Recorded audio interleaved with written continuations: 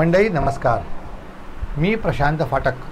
आज ज्येष्ठ शुक्ल एकादशी शके 1946 सादर करत आहोत ठाणे वार्ता। पाहूयात काही ठळक घडामोडी। मालमत्ता कराच्या सवलतीत ठाणे महापालिकेने जाहीर केली अंतिम मुदतवाढ। बकरी ईद उत्साहात साजरी आणि विधान परिषदेच्या निवडणुकीत महायुतीने खरे नॅरेटिव्ह तयार करावे, मुख्यमंत्री एकनाथ शिंदे आणि उपमुख्यमंत्री देवेंद्र फडणवीस यांचे आवाहन। या आणि इतर घडामोडी विस्तृतपणे पण काही क्षणातच आमच्या फेसबुक पेज तसंच यूट्यूब चॅनेल आणि संकेतस्थळाला सबस्क्राईब करायला विसरू नका। ठाणे वार्ता पहा श्रीस्थानक वाहिनीवर आता सकाळी 9:15 पासून रात्री 9:15 पर्यंत। ठाणे वार्ता, ठाण्यातील पहिलं दृकश्राव्य माध्यम। ठाणे वार्ता आणि श्रीस्थानक वाहिनीचं लाईव्ह स्ट्रीमिंग ठाणेवार्ता.com वरील लाईव्ह स्ट्रीमवर क्लिक करा आणि अगदी मोबाईलवरही ठाणे वार्ता श्रीस्थानक वाहिनीचा आनंद लुटा। यासाठी आमचं ॲप डाउनलोड करा। ठाणे वार्ता पहा श्रीस्थानक वाहिनीवर आता सकाळी 9:15 पासून रात्री 9:15 पर्यंत। ठाणे वार्ता, ठाण्यातील पहिलं दृकश्राव्य माध्यम। आपण पाहत आहात श्रीस्थानक वाहिनी, ठाणे जिल्ह्याचं मुख्य व्यासपीठ। ठाणे महापालिका क्षेत्रातील जे मालमत्ता धारक करदाते 30 जून 2024 पर्यंत पहिल्या 6 महिन्याच्या करासोबत दुसऱ्या 6 महिन्याच्या कराची रक्कम महापालिकेकडे जमा करतील, अशा करदात्यांना त्यांच्या दुसऱ्या 6 महिन्याच्या सामान्य कराच्या रकमेत थेट 10% सवलत देण्यात येणार आहे। सामान्य करातल्या सवलत योजनेस मिळणारा प्रतिसाद लक्षात घेऊन महापालिका आयुक्त सौरव राव यांनी या कर सवलतीस अंतिम मुदतवाढ दिली आहे। तसेच मालमत्ता कर हा महापालिकेच्या उत्पन्नाचा मुख्य स्रोत असल्याने मालमत्ता कर महापालिकेकडे जमा करून करदात्यांनी महापालिकेस सहकार्य करावे, असे आवाहनही आयुक्त राव यांनी केले आहे। ज्या करदात्यांनी 1 एप्रिल ते 15 जून पर्यंत पहिल्या 6 महिन्याच्या कराच्या रकमेसह दुसऱ्या 6 महिन्याचा कर एकत्रितरित्या महापालिकेकडे जमा केला आहे, त्यांना दुसऱ्या 6 महिन्याच्या रकमेतल्या सामान्य करामध्ये 10% सवलत देण्यात आली आहे। या सवलतीला करदात्यांचा उत्स्फूर्त प्रतिसाद मिळाला। तसेच करदात्यांकडून प्रशासनास होणाऱ्या विनंतीच्या पार्श्वभूमीवर सामान्य करातल्या 10% सवलत 30 जून 2024 पर्यंत अंतिमतः वाढवण्यात आली आहे। या सवलतीचा लाभ करदात्यांनी घ्यावा, असे आवाहन महापालिकेने आहे। कोकणातील प्रत्येक शाळा ग्रीन स्कूल करणार, स्पर्धा परीक्षेसाठी उत्तम आणि नेमके मार्गदर्शन मिळावे म्हणून प्रयत्न करणार, जुनी पेन्शन योजना लागू करण्याकरता प्रयत्न करणार, असे वचन कोकण पदवीधर मतदारसंघातले महायुतीचे उमेदवार आमदार निरंजन डावखरे यांनी कल्याणमधील शाळा कॉलेजमधल्या शिक्षक शिक्षकेतर कर्मचारी वर्गाच्या सभेत बोलताना दिले। नवीन शैक्षणिक धोरण राबविण्यासाठी कोकणातील 5ही जिल्ह्यातल्या प्रत्येक शाळेत ग्रीन स्कूल, डिजिटल रूम आणि रोबोटिक्स लॅब सुरू करणार, जिल्हानिहाय स्पर्धा परीक्षेसाठी ग्रंथालय, संगणक, इंटरनेट सुविधा उपलब्ध करून देणार, राज्य सरकारी कर्मचारी, शिक्षक आणि शिक्षकेतर कर्मचारी वर्ग यांच्यासाठी जुनी पेन्शन योजना लागू करण्याकरता प्रयत्नशील राहणार असल्याचे आमदार निरंजन डावखरे यांनी सांगितले। कल्याण शहरातील श्री वाणी विद्यालय कल्याण पश्चिम, गुरु नानक स्कूल कल्याण पश्चिम, नूतन हायस्कूल कल्याण पश्चिम, ओक हायस्कूल कल्याण पश्चिम, अचिव्हर्स कॉलेज कल्याण पश्चिम, नूतन ज्ञान मंदिर कल्याण पूर्व, आयडियल स्कूल अँड कॉलेज कल्याण पूर्व आदी शाळा कॉलेजांमधनं आमदार निरंजन डावखरे यांनी प्रचार दौरा केला। या दौऱ्याच्या निमित्ताने झालेल्या सभांमध्ये मोठ्या संख्येने उपस्थित राहून शिक्षक शिक्षकेतर कर्मचारी वर्गाने आपला पाठिंबा निरंजन डावखरे यांना व्यक्त केला। कल्याण दुर्गाडी किल्ला परिसरात बकरी ईद उत्साहात साजरी करण्यात आली। राज्यभर आज सर्वत्र मुस्लिम बांधवांची बकरी ईद म्हणजे ईद उल अधा करण्यात आली। विविध ठिकाणी मुस्लिम समुदायाने सामूहिक नमाज पठण केले। याचप्रमाणे कल्याण दुर्गाडी परिसरात देखील मुस्लिम बांधवांकडून नमाज पठण करत आपले नातेवाईक आणि मित्रांसह आपल्या समाजातल्या सर्व बांधवांची गळाभेट ईदच्या शुभेच्छा देत ईद साजरी केली। यापुढील घडामोडी एका छोट्याशा ब्रेक नंतर कुठे जाऊ नका, पाहत राहा फक्त ठाणे वार्ता। सर्व नागरिकांना आवाहन करण्यात येत आहे की सध्या डासांमार्फत पसरणाऱ्या डेंग्यू या आजाराचा प्रसार रोखण्यासाठी प्रत्येकाने पुढील प्रमाणे कार्यवाही करावी। डेंग्यू आजार एडिस इजिप्ती हा डास चावल्याने होतो। या डासांची पैदास साचलेल्या किंवा साचवलेल्या स्वच्छ पाण्यामध्ये होते। 8 दिवसांपेक्षा जास्त दिवस पाणी उघडे व साचून राहिल्यास त्यात डास अंडी घालतात।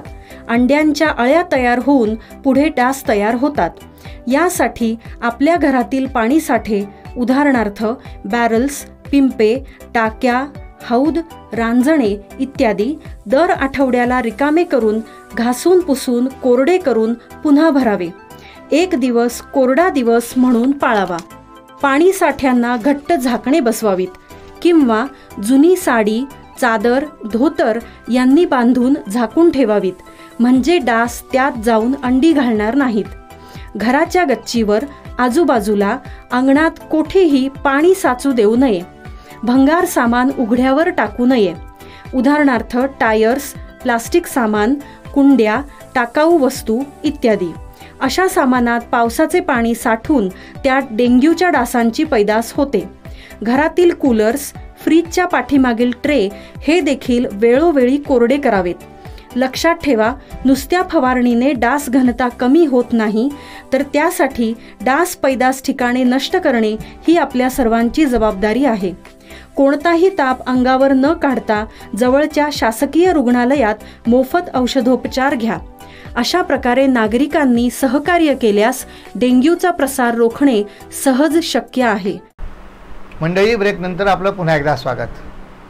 लोकसभा निवडणुकीत खोटे नॅरेटिव्ह तयार करण्यात आले.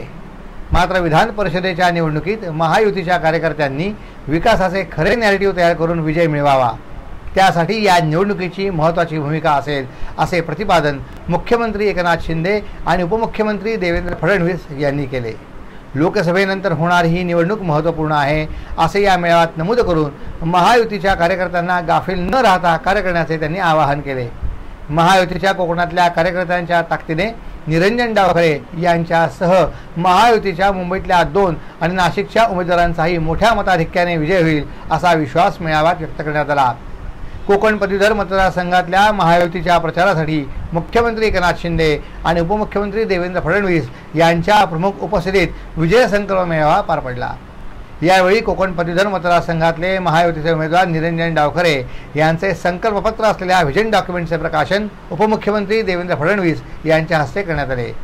लोकसभा निवडणुकीत खोटे नॅरेटिव्ह तयार करण्यात आले असले तरी राज्यात महायुतीला लक्षणीय मते मिळाली.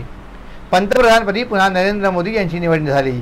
आता या निवडणुकीत महायुतीच्या कार्यकर्त्यांनी विकासाची कामे जनतेपर्यंत पोहोचवावीत असे आवाहन मुख्यमंत्री एकनाथ शिंदे यांनी कार्यकर्त्यांना केले.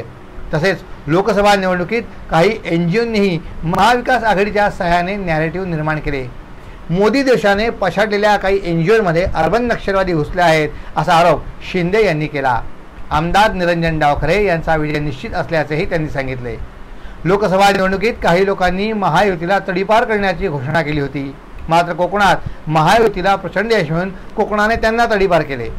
कोकणातल्या 6.5 पैकी 5.5 जागा महायुतीने जिंकला. आता या निवडणुकीतही महायुतीला आशीर्वाद मिळेल असा विश्वास उपमुख्यमंत्री देवेंद्र फडणवीस यांनी व्यक्त केला. आमदार निरंजन डावखरे यांनी 12 वर्षात पदवीधरांबरोबरच विविध विकास कामे केली. त्याचबरोबर विद्यार्थीभिमुख भूमिका घेऊन विविध प्रश्न सोडविले. विधिमंडळातही ते सतत प्रश्न मांडण्यात आघाडीवर आहेत असे प्रतिपादन फडणवीस यांनी करून पुन्हा त्यांनी डावखरेंना विजयी करण्याचे आवाहन केले. शिवसेनेच्या शिंदे गट आणि ठाकरे गटाकडून आज दुर्गाडी किल्ला परिसरात घंटानाद आंदोलन करण्यात आलं. या आंदोलनाची सुरुवात टिळक चौकातून केली गेली. ठाकरे गट आणि शिंदे गटाचे कार्यकर्ते टिळक चौकात जमा झाले. टिळक चौकात शिंदे गटाच्या नेत्यांची भाषणं सुरू असताना ठाकरे गटाकडून जोरदार घोषणाबाजी करण्यात आली. या परिसरात मोठा पोलीस बंदोबस्त देखील लावण्यात आला होता. हे आंदोलन 1982 पासून दरवर्षी केलं जातं, जेव्हापासून प्रशासनाने नमाजाच्या वेळी मंदिर बंद ठेवण्याचा निर्णय घेऊन एक परिपत्रक काढलं. तेव्हापासून धर्मवीर आनंद दिघे यांनी हे आंदोलन सुरू केलं होतं. हे आंदोलन प्रतिकात्मक आहे. डॉक्टर व ना बेडेकर व्यवस्थापन अभ्यास संस्था या महाविद्यालयाचा MMS MBA 2012-13 या 2021-2023 या बॅचचा पदवीदान समारंभ संपन्न झाला. कार्यक्रमाच्या अध्यक्षस्थानी संचालक डॉक्टर नितीन जोशी तर प्रमुख अतिथी म्हणून सीडॅक मुंबईचे कार्यकारी संचालक डॉक्टर M शशिकुमार हे उपस्थित होते. या प्रसंगी उपस्थित असणाऱ्या विद्यार्थ्यांना उद्देशून प्रमुख अतिथी डॉक्टर M शशिकुमार यांनी यावेळी मार्गदर्शन केले. आजचे युग हे स्पर्धेचे युग असून निर्माण झालेल्या समस्यांवर मात करावयाची असेल तर विद्यार्थ्यांनी स्वतःला सक्षम बनवणे आवश्यक आहे. कृत्रिम बुद्धिमत्ता यांचा वापर आपल्या शैक्षणिक क्षेत्रात तसेच करिअरमध्ये यशस्वी होण्याकरता करणे आवश्यक आहे असा सल्ला त्यांनी या प्रसंगी विद्यार्थ्यांना दिला. महाविद्यालयाचे संचालक डॉक्टर नितीन जोशी यांनी आपल्या अध्यक्षीय भाषणात विद्यार्थ्यांना उपयोगी पडावी अशी माहिती दिली। आपल्याला जीवनात यशस्वी होण्याकरता प्रत्येक विद्यार्थ्यांनी आपल्या आयुष्याचा किंवा करिअरचा एक गोल निश्चित करणे आवश्यक आहे। त्यामुळे त्यांना त्यांच्या उद्दिष्टांपर्यंत पोहोचणे सोपे होईल असे त्यांनी आपल्या अध्यक्षीय भाषणात सांगितले। या प्रसंगी पदव्युत्तर परीक्षा उत्तीर्ण केलेल्या 150 पेक्षा जास्त विद्यार्थ्यांना प्रमुख अतिथींच्या हस्ते पदव्युत्तर प्रमाणपत्र देऊन गौरवण्यात आले। यावेळी उपस्थित असलेल्या पालकांना हा गौरवास्पद क्षण अनुभवता आला। या प्रसंगी शैक्षणिक सत्र 2021-2023 मध्ये प्रथम क्रमांक विद्यार्थिनी श्रद्धा रावले, द्वितीय क्रमांक विद्यार्थिनी तन्वी कदम आणि तृतीय क्रमांक विद्यार्थी रोहिण जोशी या गुणवंत विद्यार्थ्यांचा प्रमुख अतिथी यांच्या हस्ते सत्कार करण्यात आला। आपण पाहत आहात श्री स्थानक वाहिनी, ठाणे जिल्ह्याचं मुख्य व्यासपीठ। ठाणे वार्ता पहा श्री स्थानक वाहिनीवर। आता सकाळी 9:15 पासून रात्री 9:15 पर्यंत ठाणे वार्ता, ठाण्यातील पहिलं दृकश्राव्य माध्यम। ठाणे वार्ता आणि श्री स्थानक वाहिनीचं लाईव्ह स्ट्रीमिंग ठाणेवार्ता.com वरील लाईव्ह स्ट्रीम वर क्लिक करा आणि अगदी मोबाईलवरही ठाणे वार्ता श्री स्थानक वाहिनीचा आनंद लुटा। यासाठी आमचं ॲप डाउनलोड करा। ठाणे वार्ता पहा श्री स्थानक वाहिनीवर। आता सकाळी 9:15 पासून रात्री 9:15 पर्यंत ठाणे वार्ता, ठाण्यातील पहिलं दृकश्राव्य माध्यम। आपण पाहत आहात श्री स्थानक वाहिनी, ठाणे जिल्ह्याचं मुख्य व्यासपीठ। आपण आपले कार्यक्रम अथवा बातम्या आम्हाला ठाणेवार्ता@gmail.com या आमच्या ईमेलवर कळवू शकता। ठळक घडामोडी शेवटी पुन्हा एकदा। मालमत्ता कराच्या सवलतीत ठाणे महापालिकेने जाहीर केली अंतिम मुदतवाढ। बकरी ईद उत्साहात साजरी आणि विधान परिषदेच्या निवडणुकीत महायुतीने खरे नॅरेटिव्ह तयार करावे, मुख्यमंत्री एकनाथ शिंदे आणि उपमुख्यमंत्री देवेंद्र फडणवीस यांचे आवाहन। या होत्या ठाणे वार्ता। आपली एखादी बातमी बघायची राहून गेल्यास आपण आमच्या ठाणेवार्ता.in या संकेतस्थळाला किंवा फेसबुक पेज तसंच यूट्यूब चॅनेलला अवश्य भेट द्या। तर पुन्हा भेटू पुढील बातमीपत्रात फक्त श्री स्थानक वाहिनीवर। धन्यवाद।